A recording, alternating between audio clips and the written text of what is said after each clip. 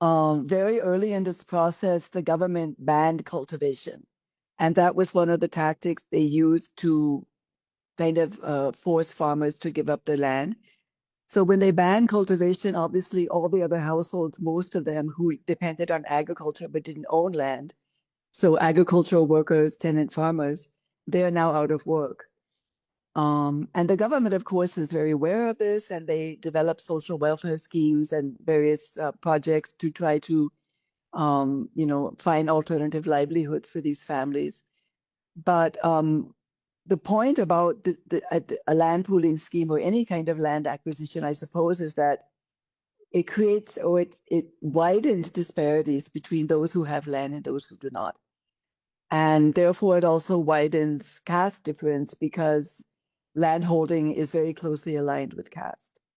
So I did very much try to understand the predicament of OBC and Dalit households and others, many of whom were, as I said, kind of left in the lurch. There was mobilization there, and especially amongst Dalits, who in this region have a very high level of political consciousness. But still, in the face of a kind of very, a big project like this where the government is very invested, there's not a whole lot that groups or, movements can do to stop. Basically, the tactics were to try to figure out how they can get the most benefits from the government in return for the sacrifice that they have made. Another peculiar problem we have discussed in the past is that this is not truly a greenfield project in the sense it's not a blank slate that the government is starting from. We have entire residential localities and villages where people already live, where surrounding which these glitzy buildings are going to come up in the next few years.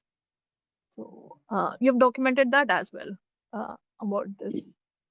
Yeah, so this was one of the key questions I kept asking whenever I would go to CRDA, which is the Capital Region Development Authority, and talk to the planners. And I kept saying, what about the villages? Because we have, as I said, 29 villages.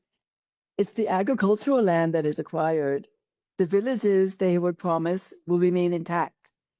But when you are building a fancy new city around those villages with new infrastructure, new types of buildings, etc., what happens to them? And I never got a good answer from any of the planners. I think either they thought that eventually